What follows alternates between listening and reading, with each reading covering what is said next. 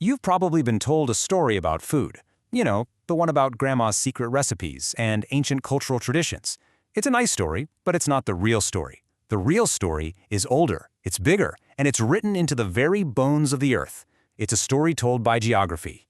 You think pasta is Italian, curry is Indian, and tacos are Mexican just because of some deep cultural choice made in a kitchen hundreds of years ago. Because here's the thing. Before there was ever a chef, there was a field. Before any recipe was written down, there had to be rain.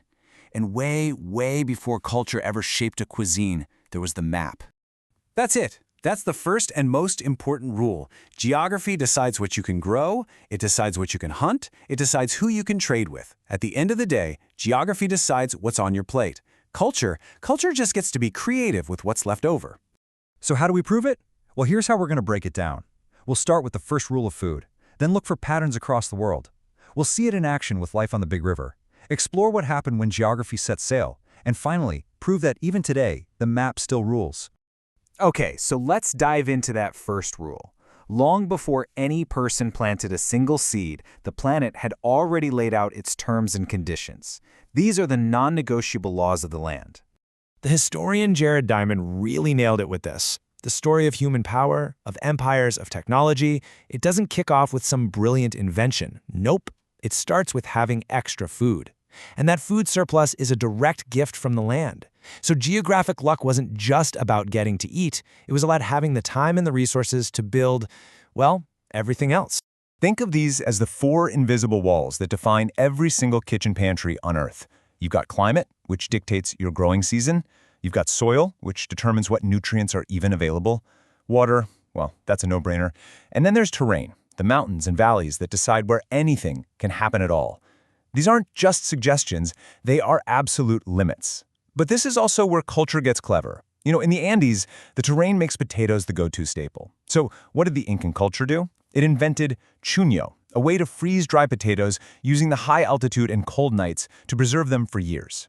That's culture brilliantly adapting to the rules of the map. And you can see that connection with just stunning clarity right here. On the left, you've got the world's basic climate zones. On the right, it's major agricultural zones. Now watch what happens when you put them on top of each other. It's a near-perfect match. Humanity, for all our cleverness, simply farms where the climate lets us. The map writes the menu, period. So this fundamental rule doesn't just work in one place. It creates these incredible echoes all over the globe. If you find similar geographic conditions, even thousands of miles apart, you get startlingly similar food. You can almost taste the patterns. Just take a look at these 5 regions. They are separated by huge oceans, right?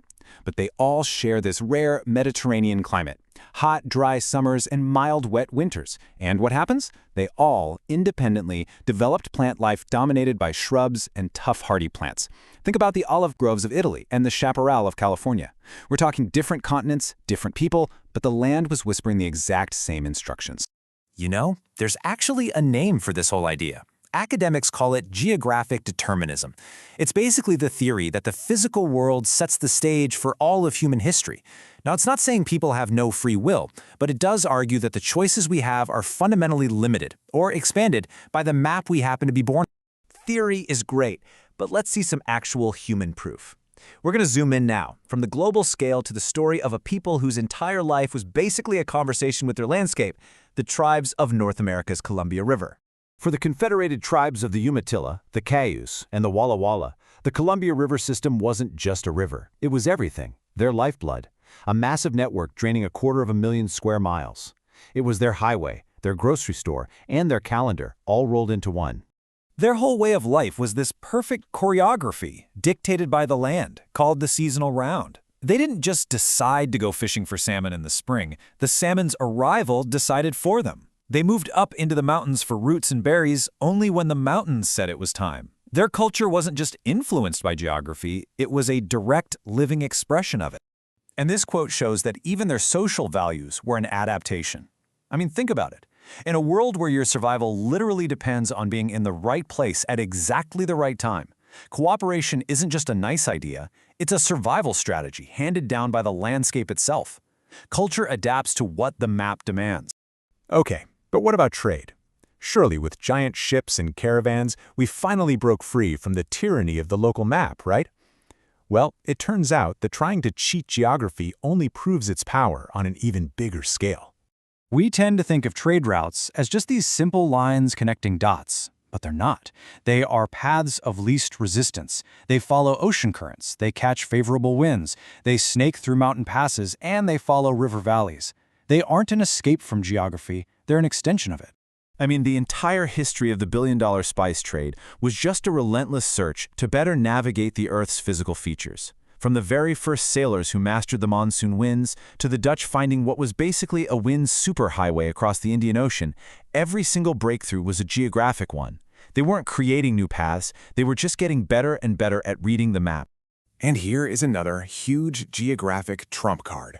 The Eurasian continent just so happens to be laid out on an east-west axis. What does that mean? It means crops, animals, and technologies could spread pretty easily across similar latitudes and climates. But the Americas and Africa, with their north-south layout, they faced massive climate barriers. This wasn't some kind of cultural failure. It was a massive geographic disadvantage. So you might be thinking, okay, but what about now? In our world of cargo planes and refrigerated shipping, surely we've finally beaten geography. Yeah, we haven't. If anything, we've just made the stakes a whole lot higher. The map absolutely still rules. 4.66 million. Let that sink in for a second. That's how many metric tons of grain were lost or seriously damaged during the 2020 summer floods in China's Yangtze River Basin. Just one geographic event. A powerful little reminder from the river that it's still in charge. And what was the immediate result? In the months right after, China's grain imports from the United States shot up by over 300%. A flood in one river valley, on one side of the planet, caused a massive economic tidal wave on the other. Food security is still, at its core, a geographic calculation. And that brings us to the ultimate equation. Control of the map, or at least being in harmony with it, equals power. The power to feed your people, to build an army, to create a culture. It always has, and it always will. Every single meal you have ever eaten is proof of this simple truth. I have the power of snacks.